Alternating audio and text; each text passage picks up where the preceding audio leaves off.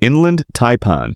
Somewhere in the remote Australian outback, a pale brown snake moves quietly through cracked, sun-baked earth. It doesn't rattle, it doesn't chase, and it carries enough venom in a single bite to kill 289 adult humans. The Inland Taipan is the most venomous snake ever measured on Earth. Its venom is 50 times more toxic than a King Cobra's, a mix of neurotoxins that paralyze muscles, procoagulants that destroy the blood, and myotoxins that break down tissue from the inside.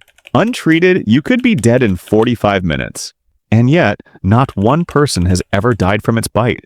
Every single person bitten received anti-venom in time, because this snake, holding the most lethal weapon in nature, wants nothing to do with you. It evolved that venom to hunt rats in a place so remote most humans never go near it. The most dangerous snake in the world doesn't want you. It never did. Saw-scaled viper. The Inland Taipan is the most venomous. The saw-scaled viper is the most deadly. Those are two very different things, and the gap between them has killed more people than any other snake in history. It measures 1 to 3 feet long. It weighs less than a pound. It is completely unremarkable to look at, and scientists believe it has killed more humans than every other venomous snake on Earth combined. It lives exactly where people live, across Africa, the Middle East, India, and Sri Lanka. It doesn't retreat when threatened. It coils, makes a dry, rasping sizzle by rubbing its serrated scales together, and strikes fast, repeatedly, without much warning. Its venom isn't the most potent on this list, but when there is no hospital, no anti-venom, and the nearest help is hours away, potency is irrelevant. The saw-scaled viper is the most lethal snake in the world because of where it lives and who its neighbors are. Black Mamba. Across sub-Saharan Africa, people call it the shadow of death. It reaches 14 feet. It moves at 12 miles per hour. And if it bites you without anti-venom nearby, you have a 100% chance of dying.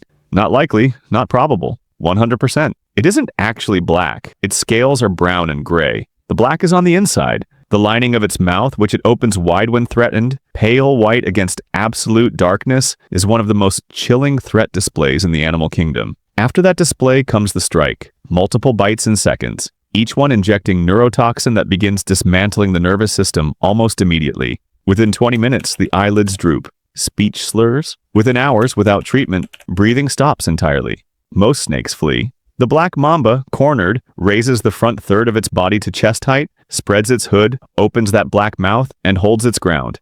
It is not bluffing. It has never needed to bluff. In Africa, the word mamba isn't just a name, it's a warning. King Cobra. The King Cobra is 18 feet long, can kill an Asian elephant with a single bite, and when it looks at you, it actually looks at you. Most snakes have fixed, expressionless faces. The King Cobra tracks movement with large, intelligent eyes. It raises the top third of its body off the ground, head level with your face, and watches. Herpetologists describe the deeply unsettling experience of feeling genuinely observed by it, assessed, considered. Its venom isn't the most potent, but it injects up to 7 milliliters in one bite, a volume so large it overwhelms the body before anti-venom can catch up. Without treatment, death comes within hours. And unlike every other snake on this list, the King Cobra builds a nest and guards it. A female near her eggs is among the most dangerous encounters possible in the wild.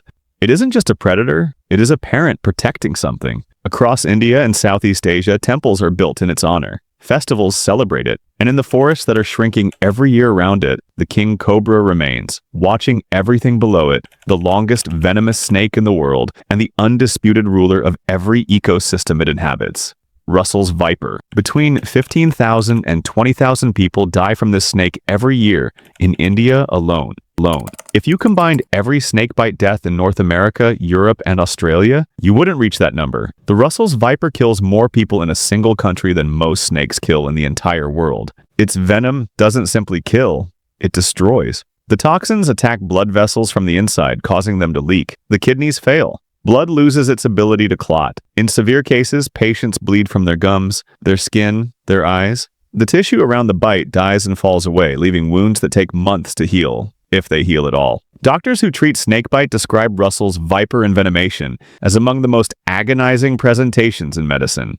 It lives in rice paddies and farmland, along the paths walked barefoot at dusk, near the grain stores where rodents gather. Every year the death toll is counted. Every year it barely changes. The Russell's viper isn't a wilderness animal. It is a neighbor, patient, camouflaged, and sharing the most crowded farmlands on Earth with people who have lived alongside it for thousands of years and are still dying from it today. The eastern brown snake. Australia has a reputation for deadly wildlife that is, in most cases, overstated. The eastern brown snake is one of the exceptions. It is responsible for more human deaths in Australia than any other snake, and it holds a distinction shared by no other species on Earth. It regularly kills people in under 15 minutes. Its venom is the second most toxic of any land snake in the world. It stops blood from clotting, sends the heart into arrest, and shuts down the nervous system, sometimes all at once. The bite is often nearly painless, which is its own horror. No immediate alarm, no screaming signal from the body, just a small mark and a clock that has already started. It doesn't live in the outback. It lives in suburban gardens, in parks, along school fences, in the long grass at the back of ordinary backyards across eastern Australia. When threatened, it rears up, curves into an S shape, and moves toward the threat. In a country known for treating dangerous wildlife with casual pride, the eastern brown is the snake that Australians don't joke about, Coastal Taipan. Before the Inland Taipan was discovered, the Coastal Taipan was considered the most venomous snake in the world. Being dethroned by its inland cousin tells you nothing reassuring about what the Coastal Taipan actually is. Where the Inland Taipan is reclusive, the Coastal Taipan is high-strung and fast, one of the fastest striking snakes in existence. It bites multiple times in a single attack. Its venom is nearly identical to the Inland Taipan's, hitting the nervous system, the blood, and the muscles simultaneously. Before antivenom was developed in 1956, a bite from a coastal taipan was a death sentence. Victims died within hours, sometimes 30 minutes. Doctors could only watch and record. It lives along the northeast coast of Australia and into New Guinea, active during the day, hunting in sugarcane fields that overlap directly with human work. The workers who harvest those fields have known this snake for generations. It is not an abstract danger. It is there in the same field when their hands are close to the ground. Common Krait.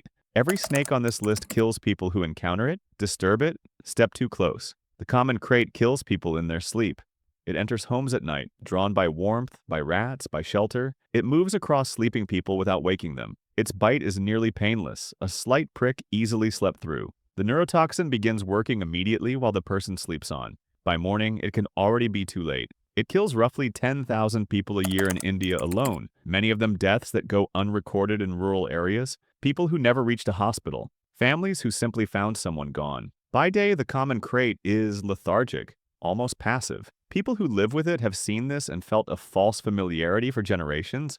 Then night falls. It enters the house, and it does what it has always done, quietly while you are at your most unguarded, in the place that is supposed to be safe. Indian Cobra. No snake in human history has been more worshipped, more painted, more feared, and more misunderstood. For 5,000 years, the Indian Cobra has lived alongside one of the densest human populations on Earth, carved into temple walls, placed in the arms of gods, carried by snake charmers through village markets, and it kills 15,000 people in India every year. Its venom works on two fronts: neurotoxins that shut down the nervous system, and cytotoxins that destroy tissue at the bite site. It lives in rice paddies, coconut plantations, the rubble of old buildings, the edges of villages.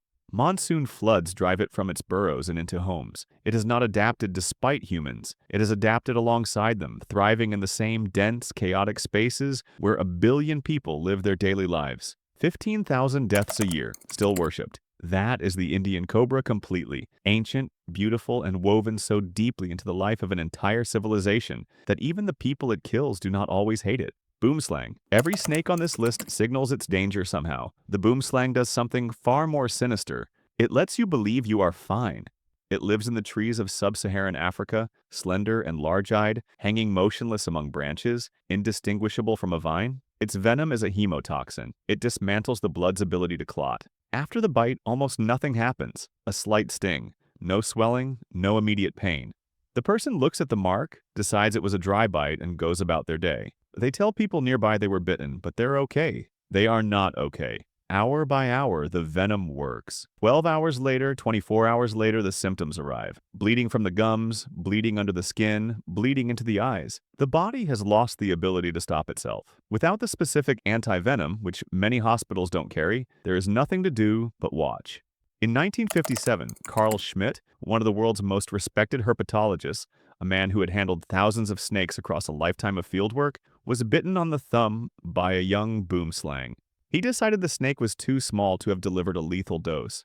He went home. He wrote careful, detailed scientific notes describing his own symptoms through the evening and into the night. By the following morning, he was dead. The most dangerous thing about the Boomslang is not its venom. It is the silence after the bite, the hours of false safety, the window in which a person is completely certain they are fine, while something quiet and total is already taking them apart from the inside.